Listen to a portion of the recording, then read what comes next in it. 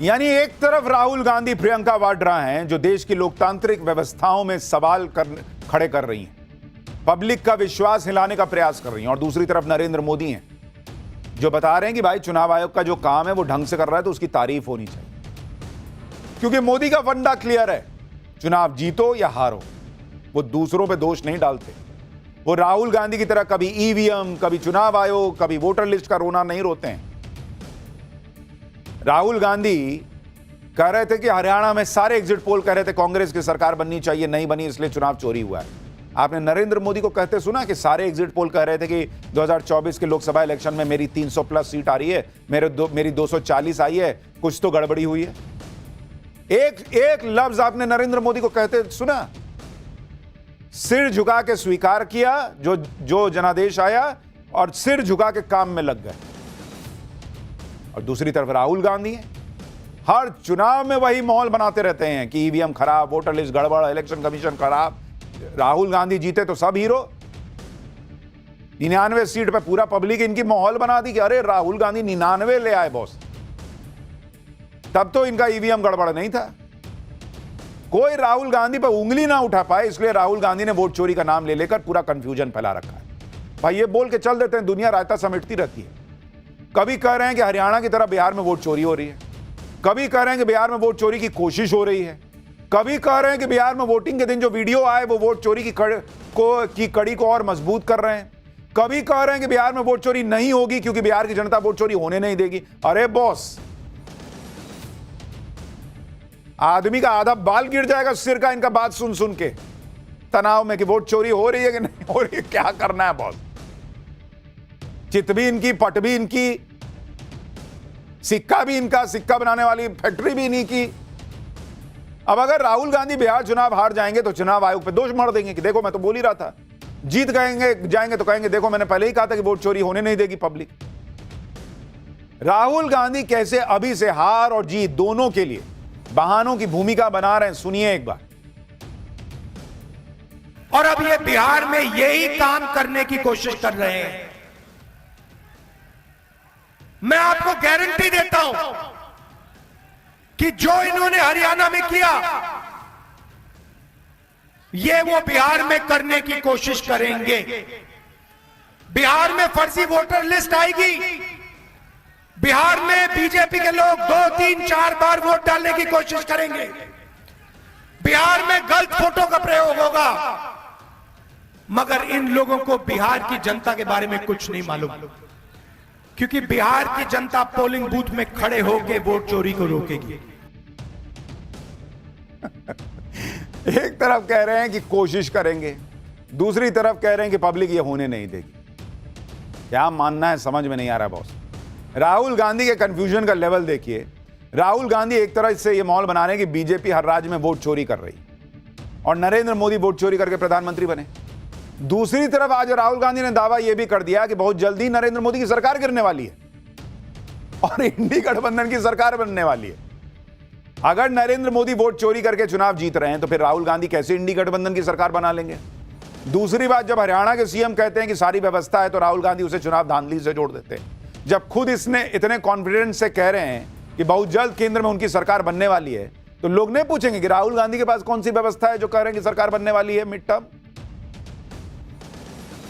राहुल गांधी कैसे डंके की चोट पर अब कह रहे हैं कि बहुत जल्द उनकी सरकार बन सकती है। सुनिए जरा दावा सुनिए। मेरी एक पर्सनल गारंटी है और मैं आपको यह कह रहा हूं, यह मेरा वायदा है, जिस दिन हिंदुस्तान में इंडिया गठबंधन की सरकार बनेगी, जो समय आने वाला है,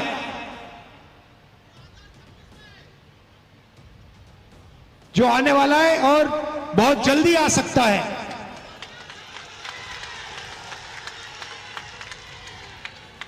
हमारी गारंटी है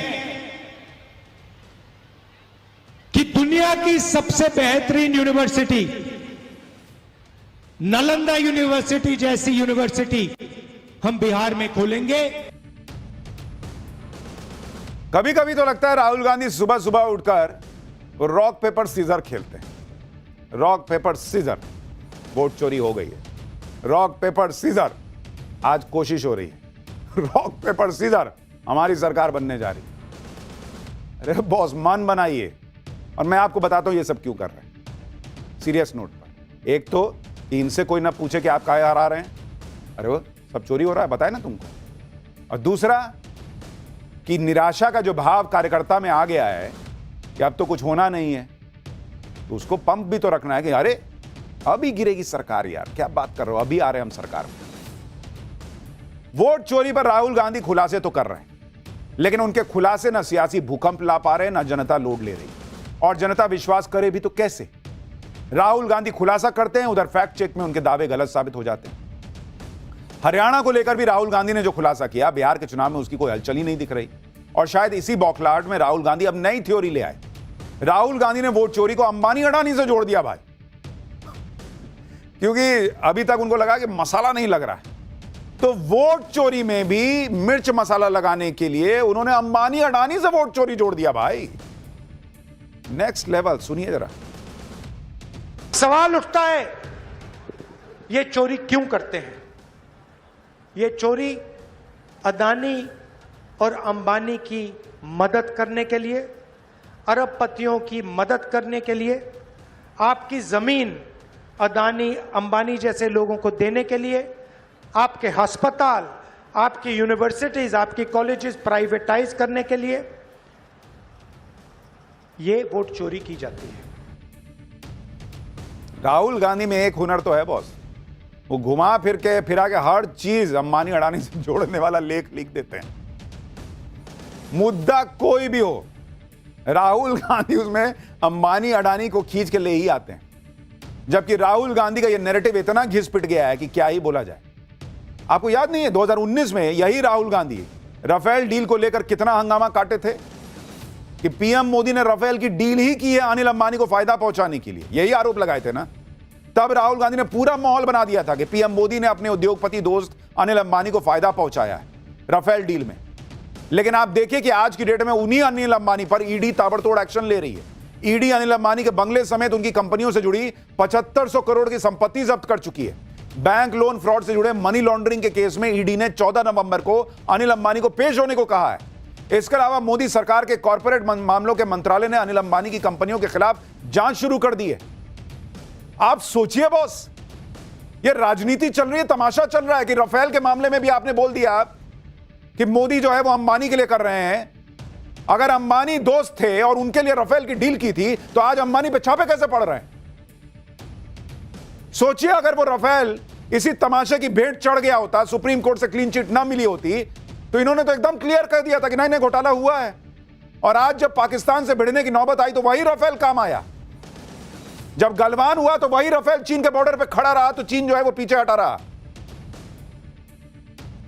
राहुल गांधी का क्या बोल के चल देते हैं, उसके बाद या तो मीडिया फैक्ट चेक करेगा या दुनिया फैक्ट चेक करेगी। देश कहीं नहीं है इनके लिए। इधर राहुल गांधी पीएम मोदी अनिल अंबानी में सांठगांठ बता रहे थे उस वक्त, उधर मोदी सरकार और ईडी दोनों अनिल अंबानी के खिलाफ तगड़ी जांच कर रहे हैं। अब कोई बोले राहुल गांधी से पूछे कि अगर मोदी राफेल डील अनिल अंबानी के लिए कर लिए थे तो जांच क्यों कर रहे हैं अनिल अंबानी की? लेकिन क्या है उनका, उन्होंने बोल दिया तो बोल दिया। कोई उनसे सवाल पूछ सकता है, और जो सवाल पूछने वाले हैं वो तो वैसे ही बिछड़े हुए हैं। अरे बाप रे, राहुल गांधी ने बोल दिया, अब क्या? राहुल गांधी की गजब की राजनीति है। चुनाव बिहार में हो रहा है, बात कर रहे हैं हरियाणा में वोट चोरी की।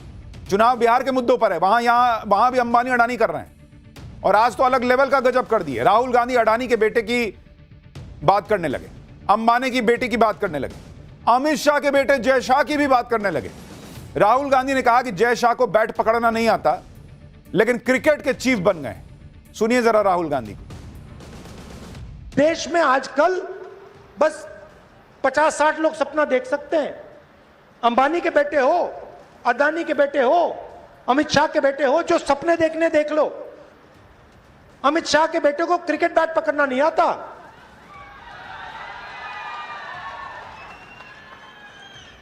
रन लेना तो छोड़ दो, मगर है वो क्रिकेट का चीफ। पूरी क्रिकेट कंट्रोल कर रखी है। क्यों कर रखी है? पैसा। राहुल गांधी दूसरों के बेटे के बारे में तो बात कर रहे हैं। कोई उनसे पलट के पूछ लेगा कि वो इतने चुनाव हराने के बाद भी कांग्रेस के मुखिया टाइप क्यों बिहेव करते और बने हुए हैं, किस वजह से? वो भी किसी पूर्व प्रधानमंत्री के बेटे हैं तभी ना, या बहुत शानदार परफॉर्मेंस कर रहे हैं कांग्रेस के लिए इसलिए इतना उनको जो है वो चढ़ा के रखा गया है कांग्रेस में? कौन बात के लिए? और जय शाह का बिहार के चुनाव से क्या लेना देना बॉस? एक तरफ तो राहुल गांधी और उनका इकोसिस्टम कहता है कि चुनाव में मुद्दों पर बात करो, शिक्षा और रोजगार पर बात करो। खुद राहुल गांधी चुनाव में अडानी अंबानी करते रहते हैं और अब जय शाह का नाम भी लेने लगे कि अमित शाह के बेटे को तो बैट पकड़ना नहीं आता, क्रिकेट का चीफ कैसे बना हुआ है? राहुल गांधी कह रहे हैं कि जय शाह को बैट पकड़ने नहीं आता, वो क्रिकेट के चीफ बन गए। राहुल गांधी भूल गए कि कांग्रेस के नेता अशोक गहलोत के बेटे वैभव गहलोत राजस्थान क्रिकेट बोर्ड के अध्यक्ष रहे। अगर क्रिकेट को कंट्रोल करने की बात है तो नॉन क्रिकेटर भी क्रिकेट बोर्ड को चलाते रहे। अशोक गहलोत का बेटा कैसे चला रहा था? वो क्या बहुत बड़े क्रिकेटर हैं? और भारत में ये कोई नई बात नहीं है। शरद पवार बीसीसीआई और आईसीसी दोनों के चीफ रहे। शरद पवार क्या बहुत सेंचुरी पे सेंचुरी ठोकते थे क्या? वो भी कोई क्रिकेटर नहीं थे, नेता थे। पूछे कभी शरद पवार से कि आप कैसे बन गए थे बॉस? इसी तरह एन श्रीनिवासन बीसीसीआई और आईसीसी के चीफ रहे। वो क्रिकेट खेले हैं क्या? एक नाम और जगमोहन डालमिया का, वो भी कोई बहुत बड़े क्रिकेटर नहीं थे लेकिन वो भी बीसीसीआई और आईसीसी के चीफ रहे। लेकिन राहुल गांधी तो माहौल ऐसे बना रहे हैं कि भाई बैट पकड़ना नहीं आता और अमित शाह के लड़के जो हैं वो क्रिकेट के चीफ बन गए हैं क्योंकि वहां भी कुछ कर दिया होगा इन लोगों ने। लॉजिक देखिए इनका। आईसीसी जैसे लग रहा है कि आईसीसी भी मोदी और शाह की जेब में है। यह सुनो मेरा लड़का आ रहा है, चीफ बना देना। और अगर यही बात है तो फिर सवाल यह भी उठेंगे कि खुद गांधी परिवार में कौन बड़े क्रिकेटर या खिलाड़ी थे बॉस, कि उनके परिवार के नाम पर भारत में खेलों के कई अवार्ड रखे हुए थे, स्टेडियम बनवा दिए गए। राजीव गांधी के नाम पर राजीव गांधी खेल रत्न पुरस्कार रखा गया था। राजीव गांधी कौन सा खेल खेलते थे बॉस? यह भारत में खेल जगत से जुड़ा सर्वोच्च खेल पुरस्कार था। अब सवाल उठेगा कि राजीव गांधी कौन से बहुत बड़े खिलाड़ी थे जो उनके नाम पर खेल जगत से जुड़ा सबसे बड़ा अवार्ड इतने साल दिया जाता रहा, बाद में पीएम मोदी ने इसका नाम बदला और मेजर ध्यानचंद खेल रत्न पुरस्कार किया। इसी तरह इस देश में गांधी नेहरू परिवार के नाम पर बने देश में 23 बड़े खेल परिसर हैं। नेहरू, इंदिरा, राजीव गांधी में कौन बहुत बड़ा महान खिलाड़ी था बॉस कि उनके नाम पर स्टेडियम बन रहे थे? एयरपोर्ट है Indira Gandhi international airport. Indira Gandhi pilot थी क्या कि उनके नाम पे एयरपोर्ट बनाया? पब्लिक नहीं पूछेगी आपके लॉजिक से। अस्पताल बना हुआ है, बहुत बड़े डॉक्टर थे इनके परिवार के लोग कि उनके नाम पे अस्पताल बना हुआ है। For more of such videos, do like, share and subscribe to ET Now Swadesh.